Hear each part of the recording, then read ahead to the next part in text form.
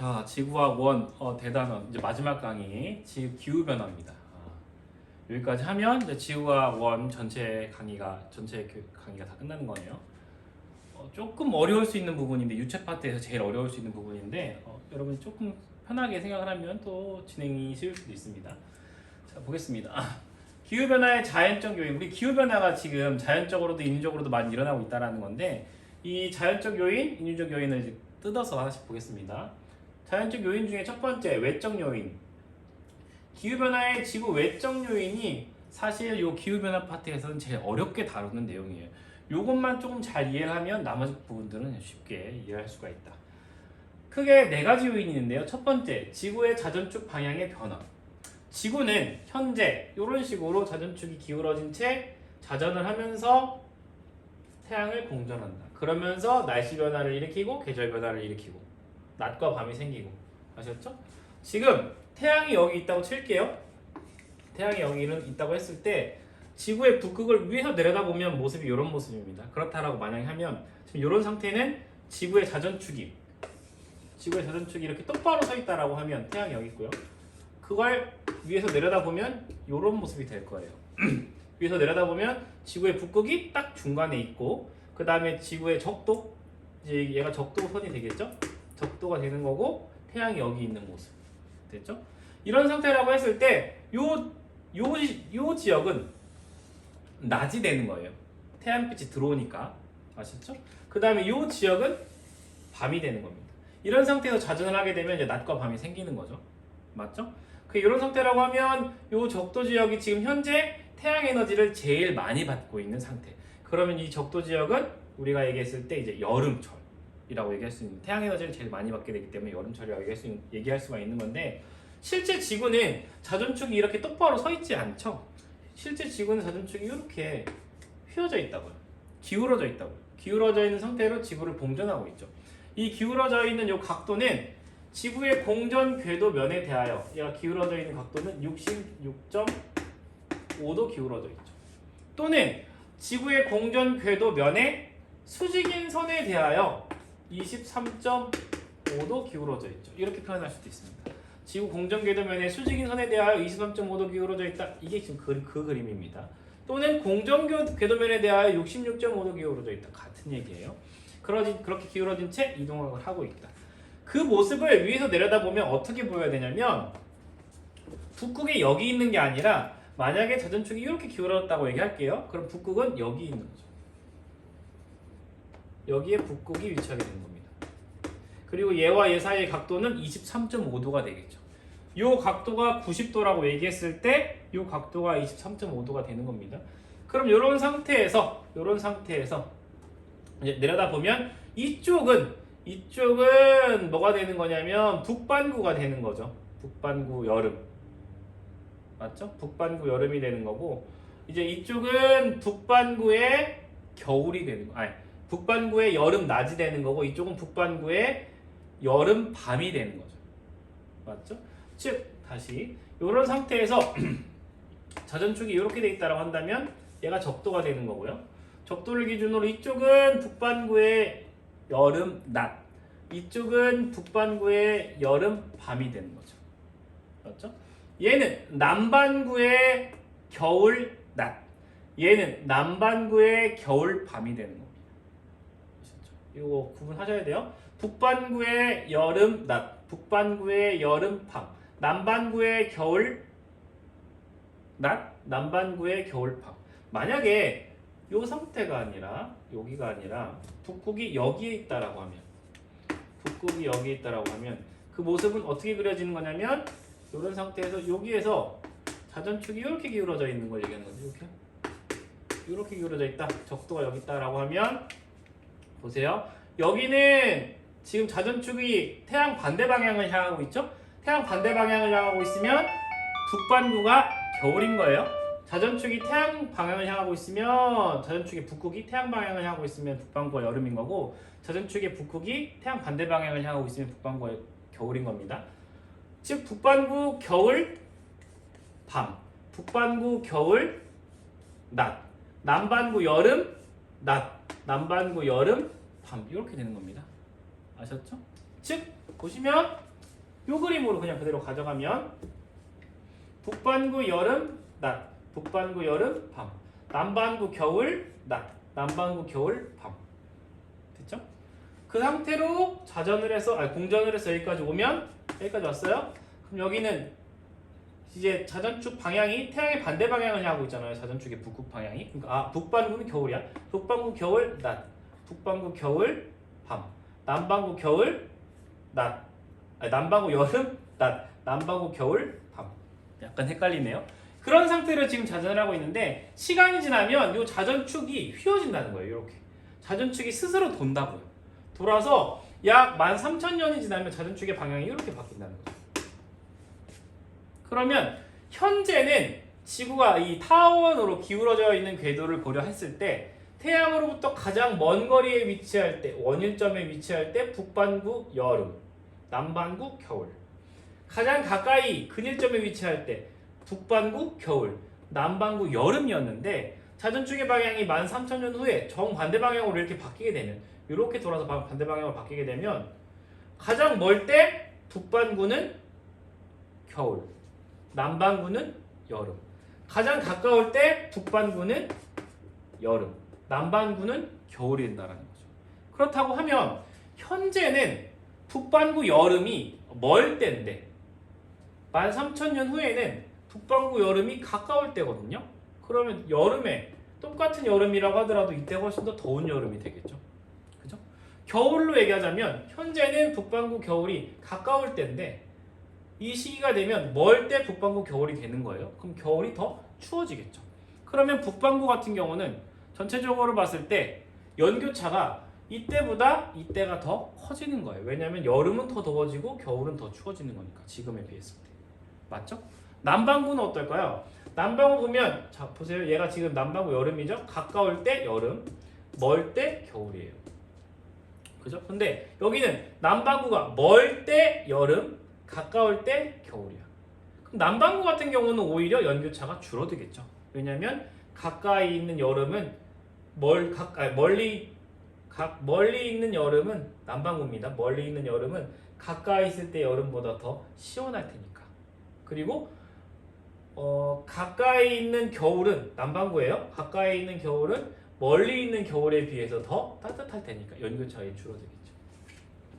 됐죠? 그래서 지구 자전축의 방향이 주기적으로 26,000년을 주기로 이렇게 바뀌는 걸 우리가 세차운동이라고 하고, 이렇게 세차운동이 일어나면 13,000년이 지났을 때는 자전축의 경사 방향이 정반대가 되기 때문에 계절이 완전히 정반대가 된다. 이 위치에서 원일점에 있을 때의 계절이 근일점에 있을 때의 계절이 정반대가 된다. 그러면 그거에 의해서 똑같은 여름이라고 하더라도 지금의 여름과 그때의 여름은 다르다. 됐죠? 그게 세차운동.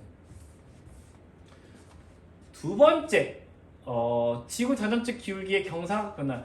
얘가 조금 어려운데요. 얘를 조금 이해하려면 요걸 먼저 조금 이해하는 게 좋겠습니다. 자, 보겠습니다. 태양이 여기에 있고 지구 자전축이 똑바로 이렇게 서 있다고 할게요. 똑바로 이렇게 서 있다 라고 했을 때 지금 한 사람은 여기에 위치하고 있고 한 사람은 여기에 위치하고 있고 한 사람은 여기에 위치하고 있다고 할게요. 기역, 니은, 디귿에 위치한 사람들이 햇빛을 받고 있는 양을 우리가 비교한다라고 하면, 단위 시간당, 단위 면적당 햇빛을 받고 있는 양을 비교한다라고 하면 기역, 니은, 디귿 중에 누가 제일 많은 양의 에너지를 받고 있을까요? 받게 될까요? 니은일 거예요. 왜냐하면 햇빛이 수직으로 들어오니까. 햇빛이 수직으로 들어온다는 얘기는 똑같은 면적에서 받을 수 있는 에너지 양이 시간당 에너지 양이 훨씬 더 많다는 얘기거든요. 햇빛이 옆에서 들어오면 빛이 퍼지잖아요. 빛이 퍼지기 때문에 똑같은 면적을 비교하면 이 면적과 이 면적을 비교하면 이때 들어오는 에너지 양이 더 많은 거거든요. 그래서 우리가 아침부터 점심, 저녁이 될 때 에너지를 잘 생각을 해보면 한낮의 온도가 높아져요. 에너지 도달량이 많기 때문에. 그건 태양이 위로 올라가면 올라갈수록 태양과 나 사이 이루는 각도가 커지면 커질수록 어떻게 보면 단위 시간당 단위 면적당 도달한 에너지 양이 많아지는 거기 때문이죠. 그래서 이런 상태라고 한다면 햇빛이 머리 위에서 이렇게 수직으로 내려오는 이 지구 적도에서 가장 온도가 높을 수가 있는 거고, 기역과 니은은 똑같은 위더라고 했을 때 에너지 도달량이 똑같은 겁니다. 어차피 햇빛이 이 각도만큼 기울어져서 들어오는 거기 때문에. 됐죠? 그랬을 때 자, 기역 지역, 지긋 지역은 햇빛이 들어오는 각도가 얼마냐면 90도에서 요 위독값만큼 빼준 값이 들어오는 거예요. 90도에서 이 위독값만큼 빼준 것만큼 태양의 고도가 형성이 되는 거고, 니은 지역은 태양의 고도가 90도가 되는 거예요. 여기서 이 태양의 고도가 높으면 높을수록 단위 시간당 단위 면적 딱 들어오는 에너지의 양이 많다. 이게 상당히 중요합니다. 아셨죠? 90도면 제일 많다. 이 값이 커지면 커질수록, 즉 사람이 만약에 여기 위치한다, 여기 위치한다, 여기 위치한다라고 하면 할수록 햇빛은 더 옆에서 들어오는 거기 때문에 들어오는 에너지의 양이 줄어든다. 됐죠? 그래서 우리가 지구의 자전축이 이렇게 똑바로 서 있다라고 한다면 적도가 제일 뜨거운 거예요. 그리고 고위도로 갈수록 북반구나 남반구는 그냥 온도가 줄어드는 거죠. 됐죠? 그런 상태인데, 이런 상태에서 이제 조건을 바꿔볼게요. 만약에 지구 자전축이 약간 휘어져서 세타만큼 이렇게, 세타만큼 자전축이 태양 방향으로 휘어진다고 할게요. 이렇게 꺾인다고 할게요. 그러면 지구 자전축의 북쪽이 향한 방향이 태양이 될 거기 때문에 이 북반구는 여름이 되는 겁니다. 그죠? 북반구는 여름이 되는 이런 상태인데, 이렇게 세타만큼 휘어진다라고 하면 이 니은에 있는 사람은 어디로 가는 거예요? 세타만큼 얘가 휘어지면 니은에 있는 사람은 세타만큼 밑으로 내려가겠죠. 이렇게 이 사람은, 그죠? 세타만큼 내려가야 되죠. 지구가 휘어졌기 때문에 같이 내려갑니다. 맞아요? 그러면 이 사람 원래 태양의 고도가 90도였는데 지구 자전축이 요만큼 기울어지면 이만큼 내려가게 되는 거니까 태양의 고도가 어떻게 되냐면 여기에 세타만큼 빼줘야 돼요.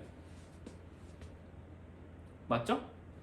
기역에 있는 사람은 어떻게 될까요? 기역에 있는 사람, 기역에 있는 사람은 원래 90도 마이너스 파이만큼의 90도 마이너스 파이만큼의 태양의 고도였는데 얘가 이렇게 기울어지면 얘가 이렇게 기울어지는 겁니다. 이렇게 기울어지는 거예요. 점점 고도가 이 태빛이 머리 위로 내려올 수 있는 그런 상황으로 가까워지는 거죠. 이 사람 같은 경우는 여기서 세타만큼 태양의 고도가 커지는 거예요. 아셨죠? 이 사람은 어떻게 될까요? 디귿에 있는 사람은 얘가 밑으로 더 내려가기 때문에 오히려 태양으로부터 더 멀어지는 겁니다. 태양의 고도가 더 작아지는 거예요. 그러니까 디귿 같은 경우는 90도 마이너스 파이에 마이너스 세타가 된다는 거죠. 됐죠? 즉 이걸 가지고 우리가 뭘 생각해야 되냐면, 북반구는 현재 여름일 때 자전축의 방향이 이런 방향인 거잖아요. 이런 방향이기 때문에 북반구에 위치한 사람이 봤을 때는, 여름일 때 위치한 사람이 봤을 때는 자전축의 경사각이 조금 더 커진다라고 하면 오히려 이 세타가 조금 더 커진다라고 하면 오히려 태양의 고도가 높아지는 거예요. 태양의 고도가 높아진다라고 하면 그만큼 여름이 더 더워지는 거죠.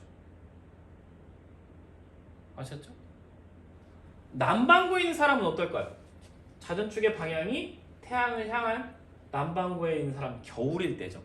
자전축의 북쪽 방향이 태양을 향하고 있다는 얘기는 북반구가 여름이라는 얘기고, 북반구가 여름이면 남반구는 겨울인 거잖아요. 남반구가 겨울일 때 자전축이 더 커진다라고 하면 이 사람은 커지면 커질수록 더 밑으로 내려가야 되는 거거든요. 그럼 여기 세타가 더 커지는 거거든요. 그럼 이 사람이 봤을 때 태양의 고도는 더 작아지는 거잖아요. 그럼 태양의 고도가 작아진다라고 하면 남반구 겨울인 이 사람이 봤을 때 자전축 경사각이 커지면 커진다? 그럼 태양의 고도가 더 작아진다? 온도가 더 내려간다. 됐죠? 그럼 우리가 이걸 가지고 이런 결론을 내릴 수가 있는 거죠.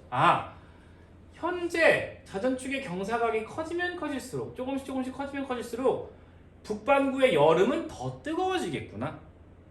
그죠? 남반구의 겨울은 더 추워지겠구나. 그럼 북반구는 여름이 더 뜨거워지는 거니까. 그죠? 연교차가 더 커지겠구나. 남반구는 겨울이 더 차가워지는 거니까, 추워지는 거니까 역시나 남반구도 연교차가 더 커지겠구나. 됐죠? 그래서 자전축의 기울기 경사가 커지면 커질수록 북반구나 남반구나 연교차는 더 커져요. 그리고 북반구 같은 경우는 여름철에 태양의 고도가 더 높아지고 겨울철에 태양의 고도가 작아지고, 남반구 마찬가지. 겨울철에 태양의 고도가 작아지고 여름철에 태양의 고도가 높아지고. 아셨죠? 이거 우리가 조금 신경 쓸 필요가 있습니다. 그 내용이 여기에 나와 있는 그 내용이에요. 한번 쭉 참고를 해보시기 바랍니다. 아셨죠? 그거 가지고 여기 얘기하면요. 자, 지구 자전축 기울기가 변한다는 겁니다. 약 4만 1000년을 주기로 변해요. 그래서 21.5도에서 24.5도, 현재 지구의 자전축 경사 각도는 23.5도인데 그거보다 조금 더 커질 수도 있고 조금 더 작아질 수도 있고 왔다 갔다 한다는 겁니다. 이 각도 차이가 얼마 안 나는 것 같지만 이 1도 0. 몇 도의 이 각도 차이가 지구 전체적으로 봤을 때는 이 부분 쪽으로 도달하는 에너지 양은 상당히 큰 차이를 만들어낼 수가 있어요. 어쨌든 변한다. 그렇기 때문에 이 각도가 변하면 각 위도에서 태양의 남중고도와 일사량이 변하게 되고 그것 때문에 여름철 또는 겨울철 기온 변화가 생기게 된다. 됐죠? 그래서 자전축 기울기가 현재보다 커졌을 때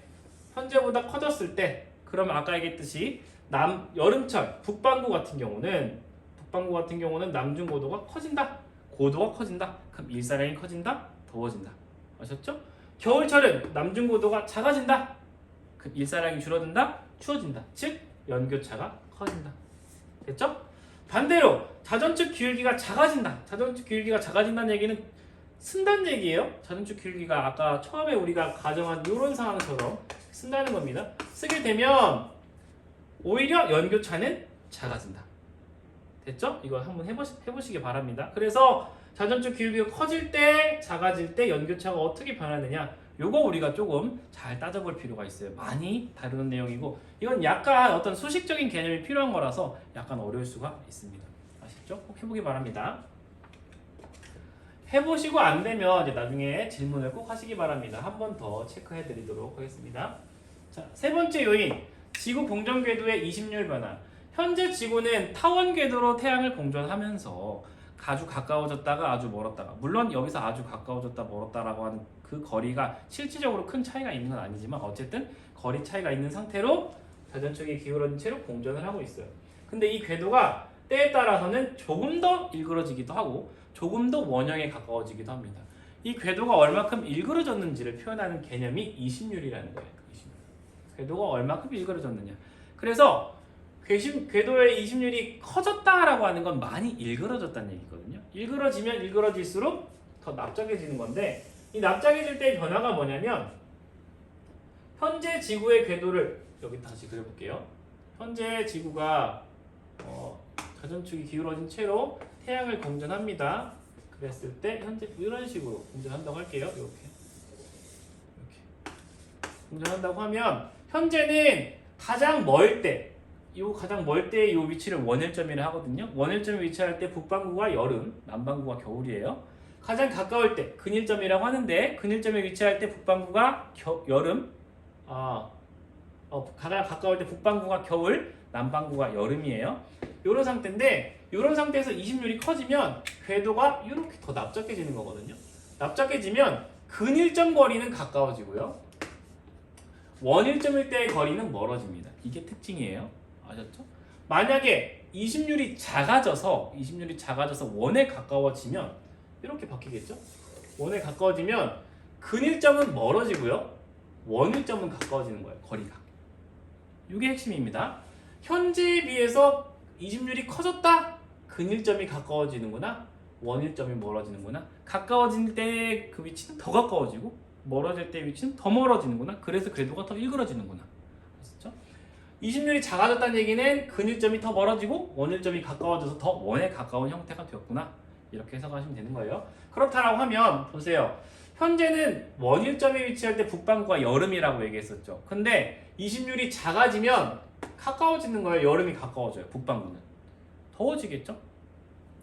20률이 커지면 북반구는 더 멀어지는 거예요. 그럼 여름인데 더 추워지겠죠? 그죠? 남반구 볼게요. 남반구 원일점에 있을 때 겨울이거든요. 겨울이었는데 20률이 작아지면 가까워지는 거예요. 따뜻한 겨울이 되겠죠. 20률이 커지면 멀어지니까 더 추운 겨울이 되겠죠. 그래서 20률에 따라서 역시나 북반구, 남반구의 계절 변화가 나타날 수 있다는 거죠. 주기는 약 10만 년. 됐죠? 그래서 20률이 지금 현재 최소 0.005, 그러니까 작다는 거예요. 원에 가깝다는 거예요. 최대 0.058, 10배 정도 되는 겁니다. 그래도 원에 가까운 거긴 하지만 어쨌든 꽤 일그러진 거예요. 그렇게 변했다고 했을 때 20률이 엄청 커지면 북반구 같은 경우는 북반구 같은 경우는 20률이 커지면 원일점일 때 멀어지는 거니까 여름일 때 멀어지는 거니까 추워진다.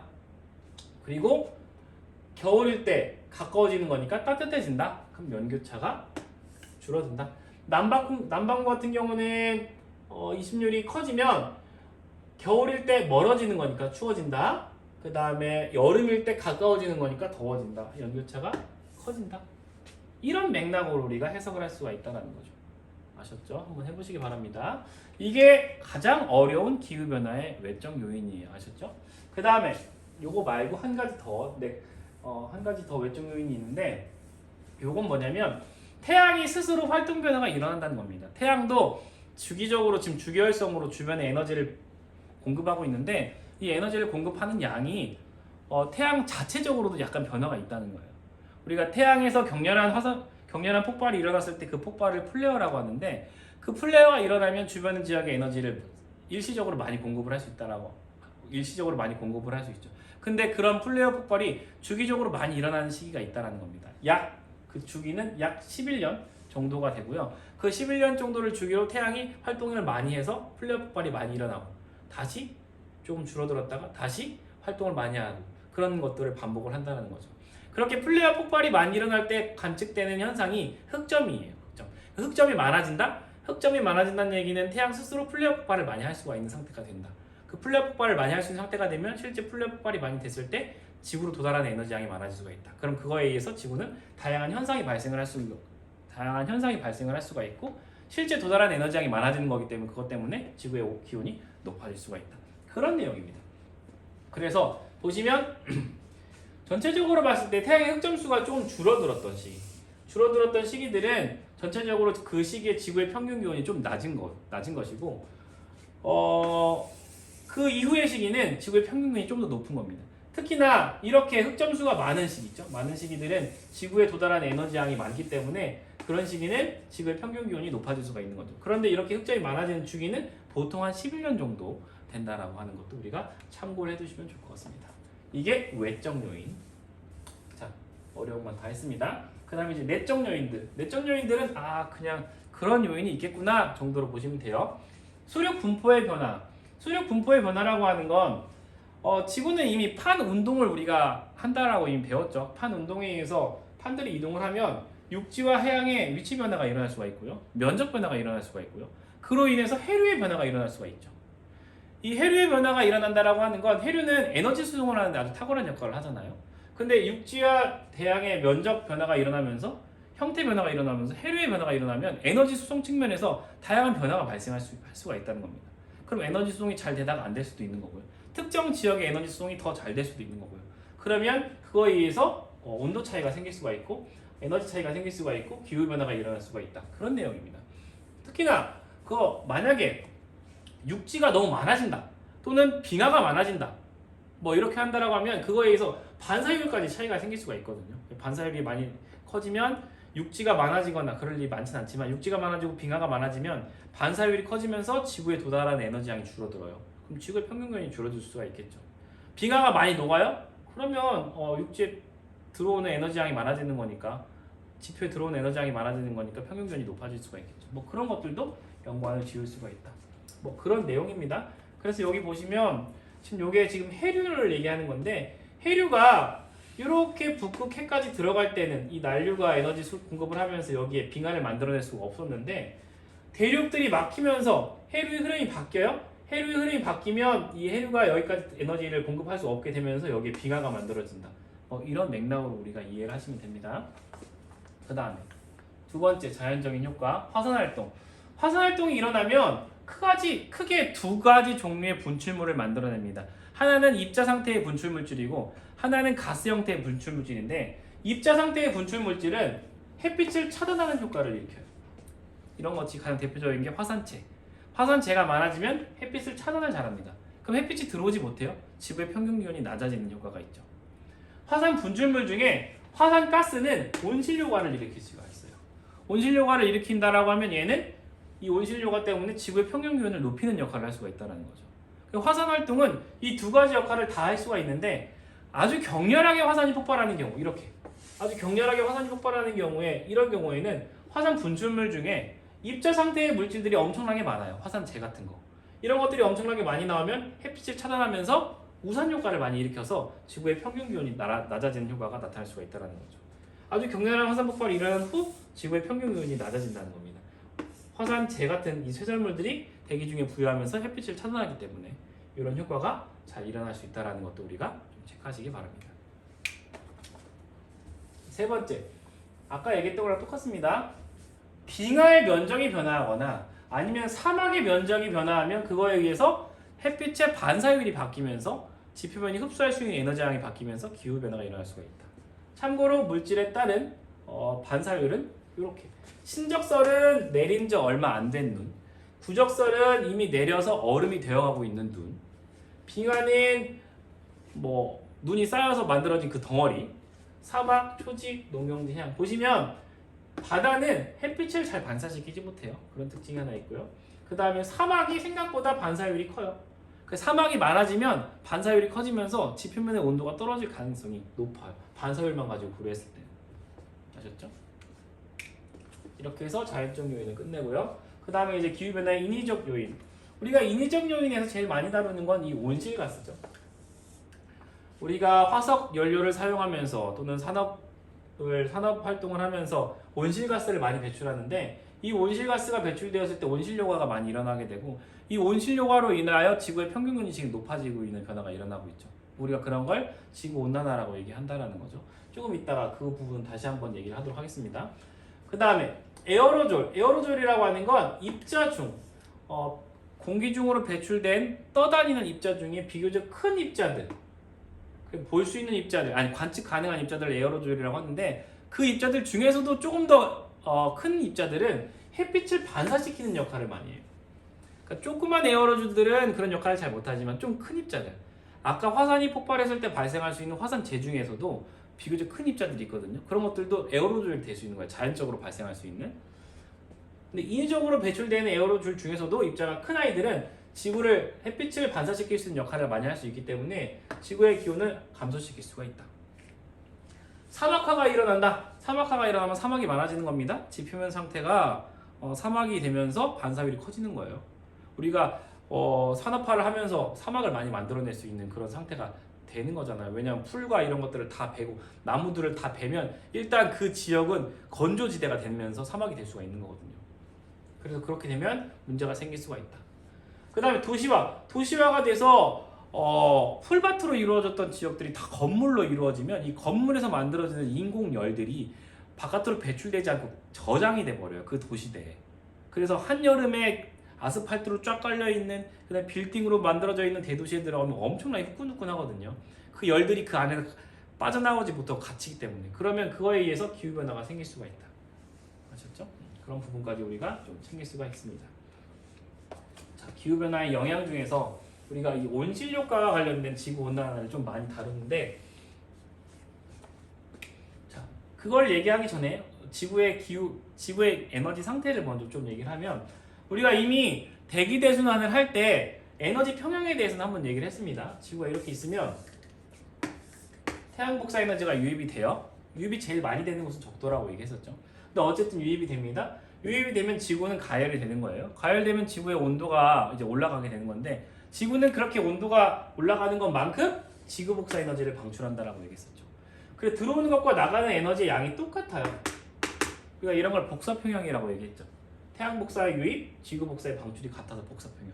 지구는 전체적으로 봤을 때 복사평형 상태입니다. 그렇지만 위도적으로 보면 에너지의 유입량과 방출량의 차이가 생기기 때문에 그 위도 간의 에너지 불균형을 해소하기 위해서 해류가 생기고 대기의 흐름이 생긴다라고 얘기를 했었던 거죠. 그거의 가장 큰 순환이 대기 대순환이라고 얘기했었고요. 어쨌든 유입 에너지와 방출 에너지가 같기 때문에 지구는 복사평형 상태인데, 이 복사평형 상태에서 지구가 대기를 가지고 있기 때문에 이 복사평형을 이루고 있는 온도를 이 대기에 의해서 만들어낼 수 있다는 겁니다. 잠깐 물 한 모금 마시고 좀 진행하겠습니다.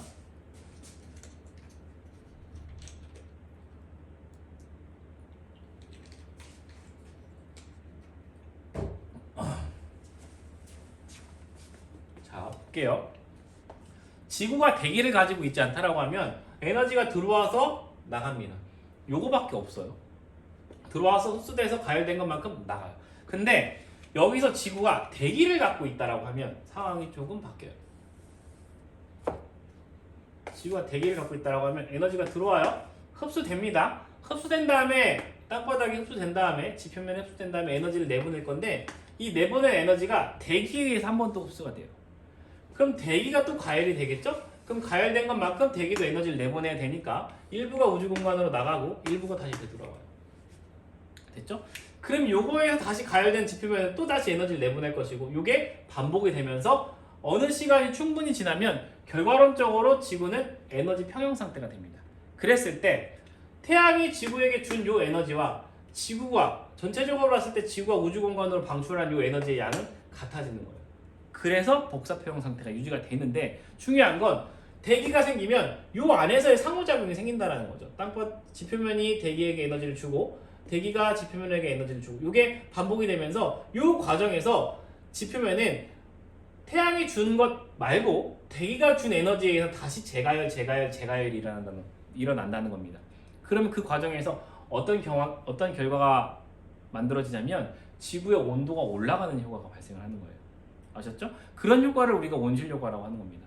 그리고 이 지구 대기가 지표면에서 방출되는 에너지를 잘 흡수하는 대기들로 이루어져 있다고 한다면 이 상호작용이 더 많아지는 것이고 그렇다고 하면 지구의 평균 온도는 조금 더 올라갈 수가 있는 겁니다.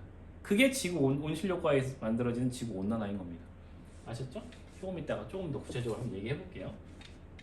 그 그림이 여기 나와 있는 겁니다. 대기가 없으면 태양 복사 에너지가 들어오고 그만큼 지구 복사 에너지를 내보내요. 태양 복사 에너지가 100 들어왔다라고 하면 지구 복사 에너지를 100 내보내기 때문에 들어온 것과 나간 에너지 양이 같아요. 복사 평형 상태. 근데 대기가 있다라고 하면 들어오는 에너지가 100이에요.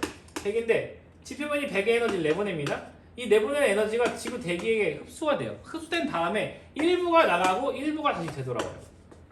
그럼 다시 에너지가 들어오기 때문에 지표면이 에너지를 더 흡수하는 상황이 되는 거거든요. 그럼 얘가 에너지를 다시 내보내게 되는 거고 얘가 다시 여기 흡수되는 거고 이 에너지가 다시 반복. 이게 많이 반복이 되다 보면 결과론적으로 들어온 100의 에너지를 그만큼 내보낼 수는 있는데 이 안에서 에너지가 들어오고 나가고 출입이 더 많아지면서 토탈적으로 지표면에 들어오는 에너지 양이 많아지는 결과가 도출되는 겁니다. 아셨죠? 그거에서 지구의 평균 온도가 높아진다고. 그걸 온실 효과라고 한다고. 그리고 대기가 이런 지표면이 방출한 에너지를 흡수할 수 있는 그런 상태가 된다라고 하면 그런 대기들로 더 이루어져 있다라고 한다면 에너지는 더 많이 공급이 될 수 있는 거죠. 그런 대기들, 그런 역할을 하는 기체들을 우리가 온실가스라고 하는 거고 그런 온실가스들이 여기에 나와 있는 수증기, 이산화탄소, 메테인, 오존 이런 것들이 이제 온실가스가 되는 건데 우리는 이 중에서 제일 중요하게 다루는 게 이산화탄소예요. 왜냐하면 수증기 같은 경우는 온실 효과를 많이 일으킬 수는 있는데 수증기는 많아지면 나중에 비가 돼서 떨어지거든요. 그러니까 그 양이 증가하지를 않아요. 증가하기가 어려워요. 아셨죠? 큰 변동성이 없는데 이산화탄소 같은 경우는 변동성이 너무 크고 그 양이 지금 증가폭이 너무 커요.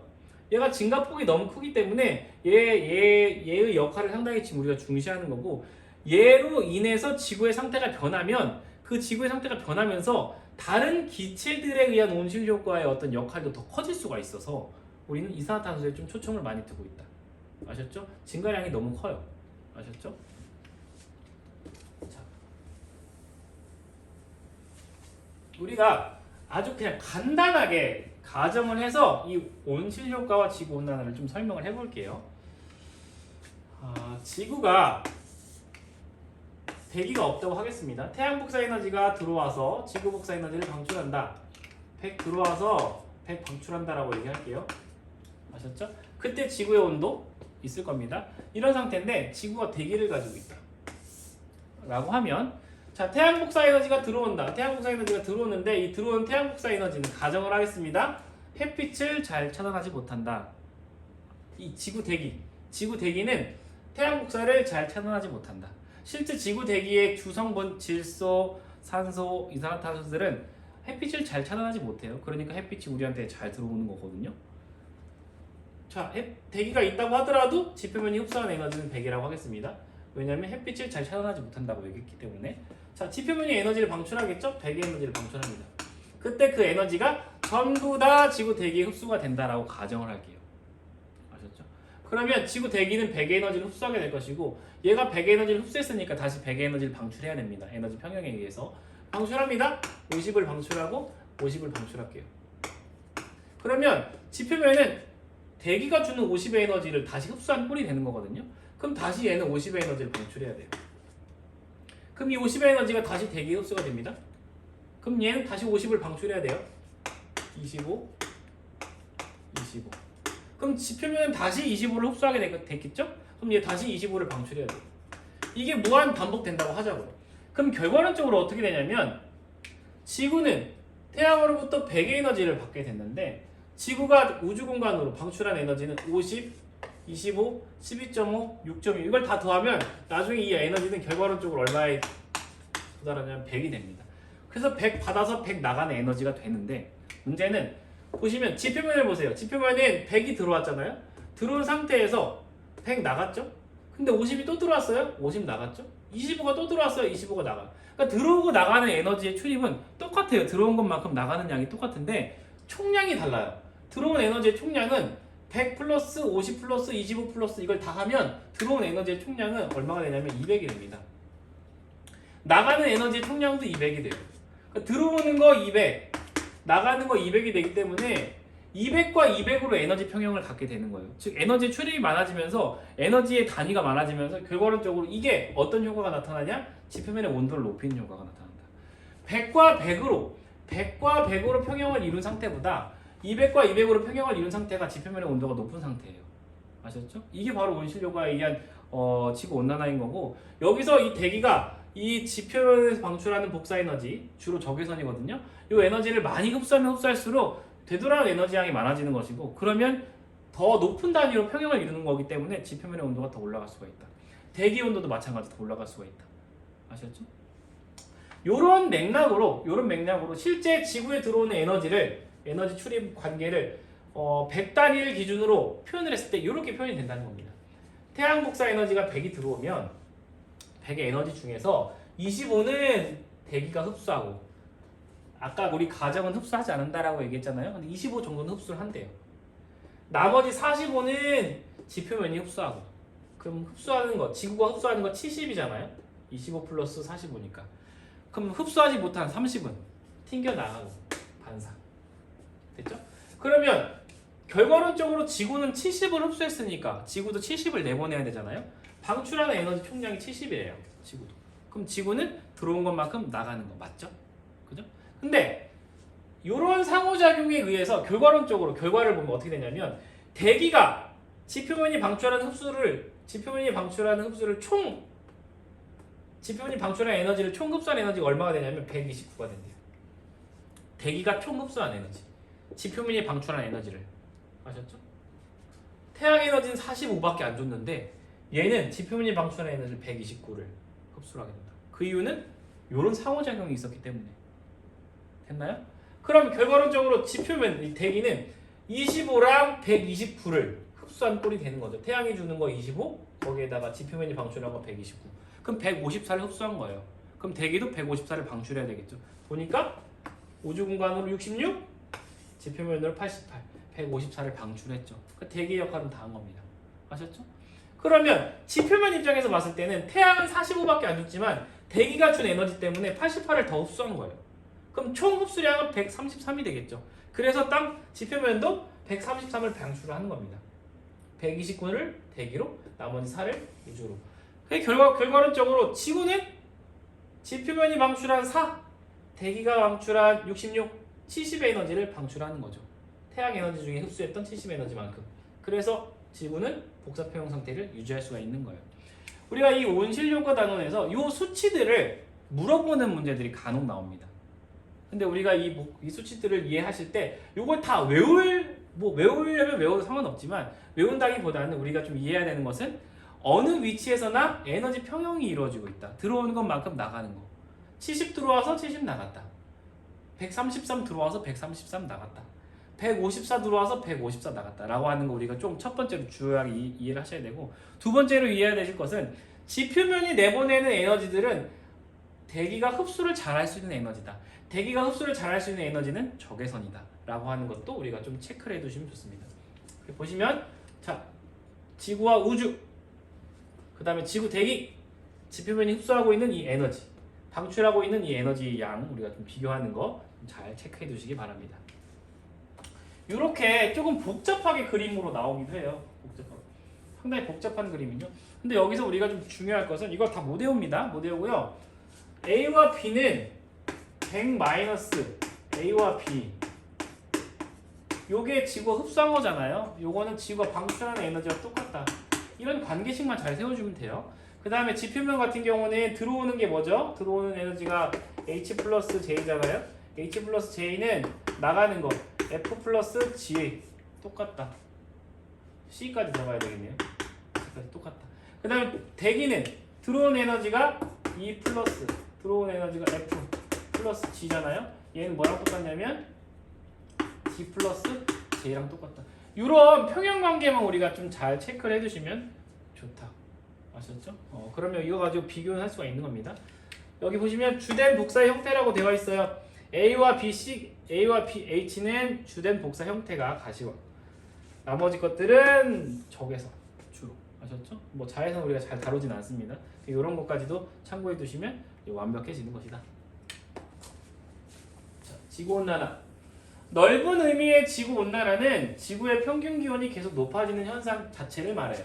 다양한 요인이 있을 수가 있죠. 자연적인 요인이 있을 수도 있고 인위적인 요인이 있을 수도 있고. 근데 우리가 이 기후변화 파트에서 다루는 주요한 이 지구온난화는 좁은 의미를 다뤄요. 온실효과에 의해서 지구의 온도가 높아진 현상을 지구온난화라고 얘기하고, 이 온실효과를 만들어낼 수 있는 기체들을 온실기체라고 하고, 아까 얘기했듯이 주된 역할을 하는 이 온실효과에 의해서 지구온난화를 발생시키는 주된 역할을 하는 기체는 이산화탄소.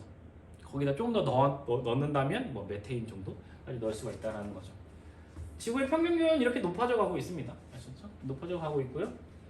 이산화탄소 농도도 높아져 가고 있어요. 이산화탄소의 농도가 이렇게 높아지고 있는 게 우리가 좀 특이할 만하다는 겁니다. 왜냐하면 엄청나게 높아지고 있어요, 농도가. 다른 기체들에 비해서. 그리고 이 농도 비율적으로 봤을 때요. 이렇게 높아지는 거고 그거에 의해서 이렇게 기온 편차가 증가하는 경향을 보이고 있다. 지구온난화의 영향. 지구의 평균 기온이 높아지면 해수면이 상승을 합니다. 해수면이 상승하는 이유는 비강이 녹아서 녹음물들이 해수로 유입이 돼서 해수면이 높아지는 것도 있고요. 해수 자체가 뜨거워지면 부피가 팽창하면서 해수면이 커진 것도 있어요. 이런 두 가지 영향. 그 다음에 기후대 자체가 바뀔 수가 있겠죠. 원래 한대 기후였는데 추웠는데 지구온난화에 의해서 온대 기후가 될 수도 있고요. 그죠? 열대 기후의 영향이 더 넓어질 수도 있고요. 그런 거. 그러면서 기상 이변이 발생할 수도 있고요. 그 다음에 어떤 기상 이변에 의해서 악기상이 발생을 했을 때 그 악기상의 강도 역시 더 강화가 될 수가 있다. 이런 부분들도 우리가 조금 체크해 볼 필요가 있습니다. 이제 이런 문제들은 다 이제 관련된 문제들은 다 자료 해석 문제이기 때문에 자료를 좀 보는 게 좋습니다. 지구 환경 보존을 위한 노력. 이런 노력들이 있다. 이 노력들을 우리가 그렇게 중요하게 다루진 않습니다. 알아두시면 좋겠지만요. 자, 문제. 그림은 지구에 입사하는 태양 복사 에너지를 100 단위로 했을 때 복사 평형 상태에 있는 지구의 에너지 출입을 나타낸 것이다 라고 했죠. 그러니까 얘가 100입니다. 그럼 우리가 이제 관계식을 좀 세울 필요가 있는 거예요. 100 C는 지구 방출과 같다. 이거 하셔야 되고, 그 다음에 지표면은요 45 플러스 B는 29 플러스 A와 같다.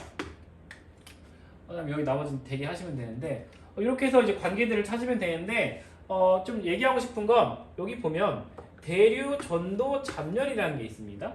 요 대류, 전도, 잡열은 복사가 아니에요. 우리가 에너지를 전달을 할 때 전달하는 형태가 다양한 형태들이 있죠.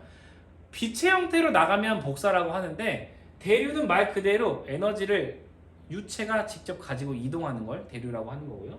전도는 밀도가 꽤나 높게 붙어 있어서 에너지가 여기서 매질의 진동에 의해서 전달될 때 우리가 전도라고 얘기하는 거고요. 잡열은 상태 변화를 하는 과정에서 에너지가 전달되는 걸 잡열이라고 하죠. 얘네들은 복사가 아니기 때문에 요 29를 복사의 형태다, 또는 뭐 가시광의 형태다, 또는 적외선의 형태다, 이렇게 얘기하면 안 되는 겁니다. 복사가 아니기 때문에. 아셨죠? 나머지 것들은 복사예요. 아셨죠? 그거 좀 구분하시기 바랍니다. 그림은 서로 다른 두 식이 A와 B의 지구 공전 궤도를 보니까 20률이 큰 거, 20률이 작은 거예요. 20률이 커졌다는 얘기는 근일점 거리가 가까워졌다. 20mm이 작아졌다는 얘기는 근일점 거리가 멀어졌다. 이 거리가 가까워지고 멀어지고 하면서 태양 복사 에너지의 유입량의 차이가 생기는 거죠. 그 20mm이 클 때가 북반구 같은 경우는 여름철이 추운 거예요. 20mm이 작을 때가 북반구 같은 경우는 여름철이 더운 겁니다. 아셨죠? 남반구 같은 경우는 20mm이 작을 때가 더운 거고요. 왜냐면 이렇게 될 거기 때문에 남반구 여름이에요. 20mm이 클 때가 남반구는 근일점이 더 더운 거고 20mm이 작을 때가 남반구는 더 추운 거예요. 이런 거 비교하셔야 됩니다. 그림 가는 현재 지구 자전축 경사각과 경사 방향 현재 모습입니다. 나는 다는 경사각의 변화와 경사각의 변화가 있었고요. 경사 방향의 변화, 세차 운동이 일어났나 봐요. 보니까 다 같은 경우는 경사각이 그대로 된 채 경사 방향이 바뀌었어요. 원일점일 때 북반구의 북쪽 자전축이 태양을 향하고 있기 때문에 여름, 겨울인데 경사 방향이 바뀌었어. 원일점에서 북반구는 겨울이 됐어요. 근일점에서 북반구가 여름이 됐어요. 바뀌었죠. 이거 똑같은 위치에서 계절이 정반대로 바뀐 겁니다. 그 다음에 얘 같은 경우는 원일점에서 똑같이 북반구가 여름이고 근일점에서 겨울인데 각도가 바뀌었어요. 각도가 눕는 게 아니라 더 섰어요. 경사각도가 줄어들었죠. 그럼 태양의 남중고도가 북반구의 태양의 남중고도가 줄어드는 겁니다. 태양의 고도가 줄어들어요. 태양의 고도가 작아지면은 일사량이 작아지는 거고 에너지 도달량이 줄어드는 거죠. 즉 북반구 여름만 가지고 얘기하자면 이때가 북반구 여름의 온도가 낮아집니다. 아셨죠? 그 다음에 이때가 북반구 여름의 온도가 올라가는 거예요. 이때는 거리가 가까워져서 온도가 올라가는 거고 이때는 태양의 고도가 줄어들어서 온도가 내려가는 거고 아셨죠? 이거 비교하실 필요가 있습니다. 그림은 대규모 화산 분출 시기와 1998년을 기준으로 지표를 보니까 여기서 대규모 화산이 분출했어요. 1982년에 여기서 한번 분출했어. 1991년에 여기서 한번 분출했어. 분출했더니 태양 복사 에너지의 도달량이 현저히 팍 떨어졌네요. 그러니까 이런 대규모 화산 분출 시 발생했던 화산체 이런 것들이 햇빛을 막는 우산 효과로 작용을 해서 지구 복사 에너지의 도달량은 줄어들었다. 반사율을 키웠다. 이렇게 해석할 수가 있는 거죠. 다음은 기후 변화를 일으키는 요인을 나타낸 것이다. 태양의 흑점수 증가 이거 자연적인 요인, 그 다음에 외적 요인. 대기 중 에어로졸 농도 증가 이거는 사실 자연적인 요인이 될 수도 있고 인위적인 요인이 될 수도 있는데 어쨌든 얘는 내적 요인. 자연적으로도 조정 가능하고요. 인위적으로도 가능합니다. 어쨌든 내적 요인. 그 다음 북극계 빙하 면적의 변화 이거는 내적 요인. 자연적인 요인. 역시나 얘도 자연적인 요인이 될 수도 있고 외적 요인이 될 수도 있고. 그러면 얘는 외적 요인, 얘는 내적 요인, 얘는 내적 요인. 이런 거 구분하는 거 하실 필요가 있죠. 자, 이렇게 해서 30강까지 모든 강의들 다 마쳤고요. 여기까지 다 하신 다음에 여러분이 12월 전국연합 확률평가를 보신 다음에 그 실력을 가지고 내가 개념 공부가 이 정도 되었구나 라는 걸 한 번 더 판단해 보시고 그 다음 공부를 진행하시기 바랍니다. 그 다음 공부라고 하는 건 일단 제일 쉬운 건 올해 나왔던 연계교재를 공부하는 거예요. 수능 특강, 수능 완성을 다시 한번 꼼꼼히 풀어보는 게 개념을 완성시킬 수 있는 가장 쉬운 방법이다. 아셨죠? 여기까지 하도록 하겠습니다. 열공.